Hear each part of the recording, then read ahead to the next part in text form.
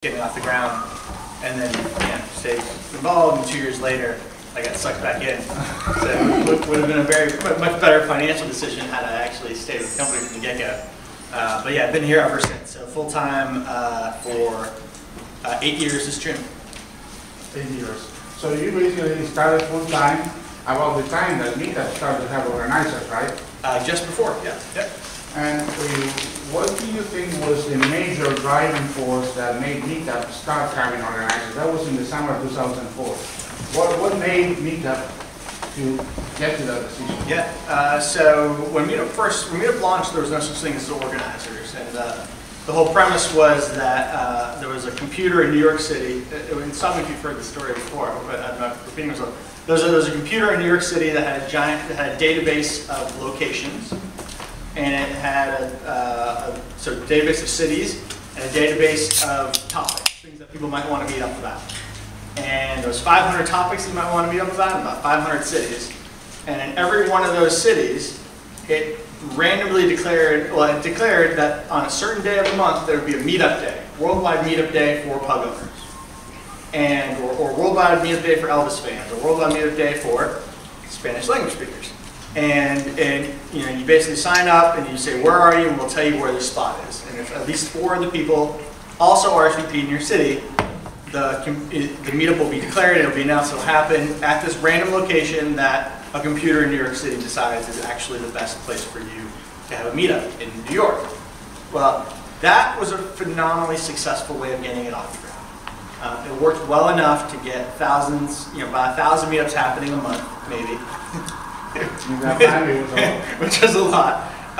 And a lot of people were coming together, but what ended up happening is that this supercomputer in New York was declaring that vegan meetups should be happening at steakhouses, and Krispy Kreme, and that there should be diet meetups happening at Krispy Kreme donut shops. And it was more fun. It was a bit of a mess. And what we witnessed at the same time is that people who were using the system were organizing themselves into groups, basically, in order to have some continuity between the meetups, in order to help make them successful. And so what we did, which any good company should do, is you basically see how people are using, what they're actually doing, and we took a giant gamble, which we basically threw out all of Meetup and what it was at the time, and re-engineered what we basically have as this kind of Meetup product that you guys know today. The entire platform had to be redone. Oh yeah, to get organizers in place. Absolutely, absolutely, and it was fundamental to our success, which is that the general premise is that people generally know better than computers what is right for them, right? And so the more we push the control lower and lower, the more we push control closer and closer to where the users are, the more we enable them to be successful. I see. I also remember there was only one event per month. It was the global or world day for that particular topic, and you can only have one meetup per month. Yeah, which is funny because in our mind, we still have such a strong idea of monthly meetup day. But actually, show of hands here, how many people in the room have only one meetup a month? So, I mean per group. Okay, per group. Let's assume that you run more than once. Okay, so per group, and you have one? Yeah, a few. So increasingly that's unusual, actually. So today there will be more meetups that are going to happen in living rooms than in conference rooms or in restaurants or in parks. There'll be more meetups happening because those are moms meetups. And they're happening, in some groups they're happening 3 or 4 times a day. And there are hiking groups that are having meetups 3 or 4 times a day, probably multiple different kinds of groups. So the notion of there being one monthly meetup is actually something that works very well for some groups, like my group. I run the Lean Startup Meetup group in New York City. We meet up maybe once every 6 to 8 weeks because it takes us a while to motivate ourselves to organize. An entrepreneurship group. The Lean Startup? Lean Startup. What is that? Lean. It's a methodology for entrepreneurship. Lean. L-E-A. Oh. Yeah. Anyways, it works for us for our meetup, but we are increasingly not the norm. And when you mention all this, it kind of reminds me something much newer that came into Meetup, that is a Meetup everywhere. It's a little bit like that, isn't it? So how did Meetup Everywhere fit into the whole picture? It came much later, I know, but did it change in anything Meetup? Did it help get more awareness of Meetup? Yeah, absolutely, absolutely. So Meetup Everywhere was an experiment. Who's not familiar with Meetup Everywhere? Meetup Everywhere. So it's a platform. It's an experiment that we've been playing with for a couple of years. But it's a general platform that allows large existing global online communities to declare and have worldwide Meetup Day for themselves for their community. So if you are a member, if you read Seth Godin's blog, Seth Godin told his readers on June 14th, go have meetups everywhere to meet each other locally, because you've all been reading my blog and commenting for years. Why don't you go meet each other on June 14th? And sure enough, people organize themselves in 700 cities into meetups everywhere around his blog. And actually what that did is just give a tremendous boost of influx of new members into the Meetup ecosystem. And our goal with that, with the project, was to provide a value to those people who have these large audiences, but enable those audiences to become part of and aware of the Meetup community. And actually where it took off the most was in tech. And tech is now is among our faster growing categories. Oh, so it definitely worked in that regard. 14 million accounts. 15. 15 million accounts. Yeah, so there are 15 million memberships, so people in meetups. So every one of your meetup groups has members. Collectively, there are 15 million. And 100,000 or so meetup groups? Yep. Yeah, as of 2 weeks ago, we crossed the 100,000 mark. That's worldwide? Not bad. 100,000 meetup groups. Yep, worldwide. Great. And now, so I was in this 10 years of meetup history that we are talking about. A major change was in 2004 when meetup started to have organizers, one organizer per group. Then later on the assistants were added. I remember there were no assistants at the beginning, it was kind of tough. But what would you say after 2004 until today has been the most important change that has been done in Meetup? If you have to mention one. Was it adding assistants? Was it a Meetup Everywhere? Was it... That's a good question. Very good question. So PayPal, was it, I don't know. So there are probably several. Customizing the pages? Yeah, I mean, there are probably several. I mean, from just a sheer impact on the larger ecosystem, kind of us fulfilling our mission. So our mission in general is we want to spark meetups everywhere about most everything. What has been fundamental to that, I mean, there have been a few things that have been really fundamental to achieving that strategy. One is that when we went to groups, we originally launched with free groups. And every group was free. The downside with a lot of the free groups was that there were too many people that just would grab or start a meetup group and get promoted to the ecosystem of all these members that were using Meetup.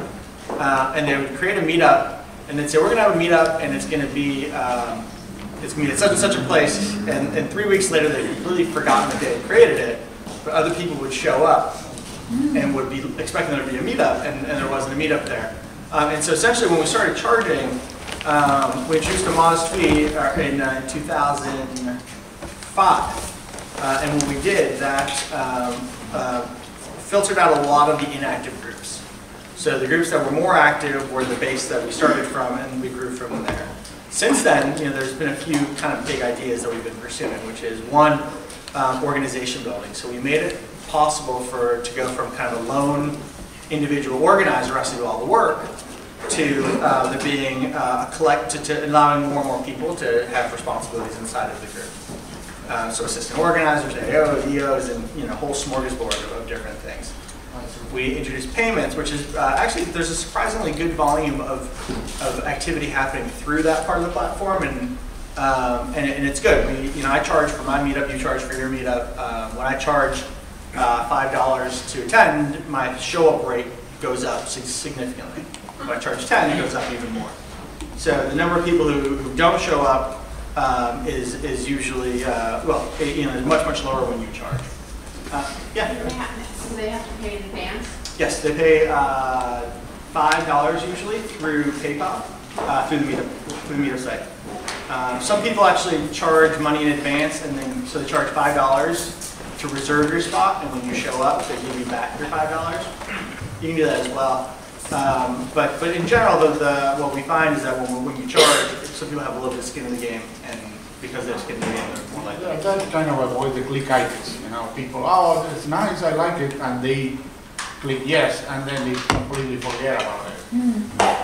So charging has advantages, and also it has some disadvantages, of course. But it works very well for many groups. When we introduced her, one of the things we started doing is we would set we usually got at least 100 people RSVPing, and when we started charging, we set our RSVP cap at like 30, and so we sold out right away. And then we promoted back. Oh my God, we sold out, but we're expanding into another 10 or 20, and then we expanded more and more and more. So it looked like it was a very popular, crowded restaurant that you want to get into, and that was actually a good means by which there are actually still people today. We usually now sell out our meetups in under an hour or two, and so there are people who, when they RSVP, they're like, yes, I got in. But we sort of kind of created that conditioned behavior over time by virtue of creating that scarcity.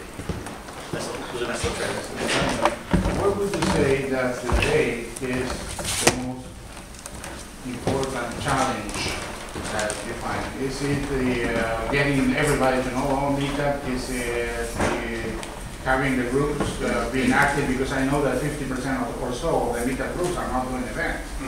That has been historically the number. What do you think is the most challenging thing right now? Yeah, it's a great question. So the biggest challenge right now, and it's funny because we've sort of, we run this platform, but we've been doing it for so long that you'd think that we kind of would have it all figured out by now. But what we've come to realize in a pretty substantial way in the last year or so is that the reason why people love Meetup is because it surrounds them with the people that they want to be, who are doing the things they want to do.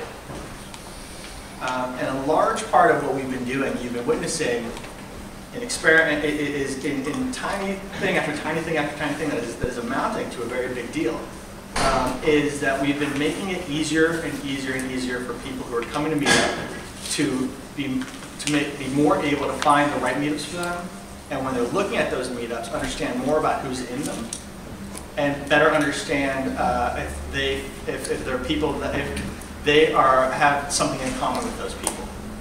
Be it shared meetup groups, be it shared friends from Facebook, be it shared topics maybe that they're interested in as well. So the biggest investment that we've been doing, the way we operate as a company is we believe very, very strongly, and we've been executing this way for about a little over a year now, or just about a year now, is we believe very strongly in experimentation. And so everything that we do is created as an experiment, and we usually launch it to only a small portion of the user base in some way, and we hold out a control sample, and so we know whether or not we're making a difference. So who started a meetup group in the last half year? You probably got an email or two from people on the community team, right?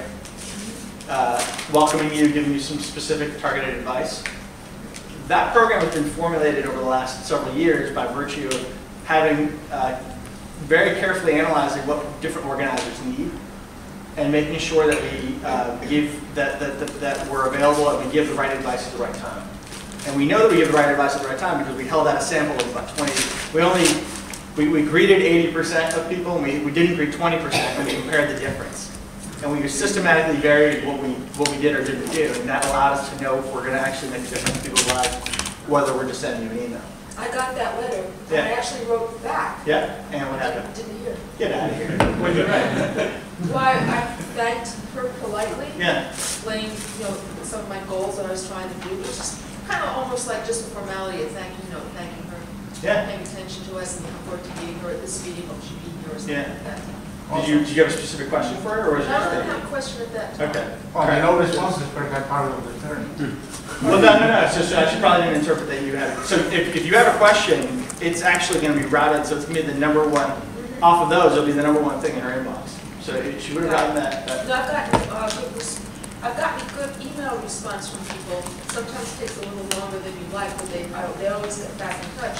I think my fellow organizers might share my observation that it's really hard to get somebody on the phone. Yes, Oh, yeah, very hard. yes. That's because we don't do phone support. But we're paying for this. It's so bad that there isn't phone support Yeah, anymore. But we're paying $172 a year for the privilege of being an organizer, so shouldn't we expect to have some level of phone support? No, you should not. So we're not offering phone support. It's not what we're going to have in the cards. It's not going to be something we're going to offer anytime soon. It's just not. If we wanted to offer phone support, we could, but we would have to charge a lot more money. That's not something we want to do to all organizations. Ask and answer. Okay, questions. I think I asked a lot of questions already. I'd like you But to the point being that the larger point there is we basically so the average response time for meetups right now, if you're going to email into a community team on a day like today, you'll probably hear back within 12 to 14 hours. On average, we try and keep it under 24, which I think is pretty darn good. But everything we've been doing is basically launched as an experiment, and launched as an experiment with the focus of how do we help you generate more, how do we help people find the right meetups for themselves and surround themselves with the right people. And if they do, what you're going to see is what happened in January, which is in January of this year was the first time we had over 1 million joins into meetup groups in a month. And the more we do a better and better job of helping people discover the meetup groups that are active, meetup groups that are and filled with people with whom they have something in common, the more likely they're going to be active and engaged in the service and in the system, not just in one meetup, but across multiple, which is kind of the value of the network. And that will rise all tides. And so what you've seen basically in the last year is a great deal of investment into just real fine-tuning and just laser focus on that experience. And step by step, it's made a significant difference, which is really fun. Whose experience are you talking about? The organizer's experience? In particular, I'm talking actually more about the member experience. So if you browse around Meetup, you're going to find that more and more members, as a member, you're going to basically be more likely or more able than ever to be able to find a meetup that you're interested in. And you're going to see more information about the people who are there and be more able to find out both your friends and also friends of friends and what they're doing. So that's the rationale behind the friends and friends of friends and friends of friends of friends. Absolutely. That we see. And when you browse around in that way, just in your own experience, you are very likely to find meetups you're going to want to go to. And it also works. We know it works because we measure it. Yeah, go ahead. I said it's kind of like a legitimate Facebook. A legitimate Facebook? Yeah, I mean, I think Facebook has a great service and great purpose in the world. We have a different one. I just wanted to say thank you for answering all of the questions that I ever emailed. I have gotten a lot of support, and I have 3 meetups and different things have come up, and I've had fantastic support.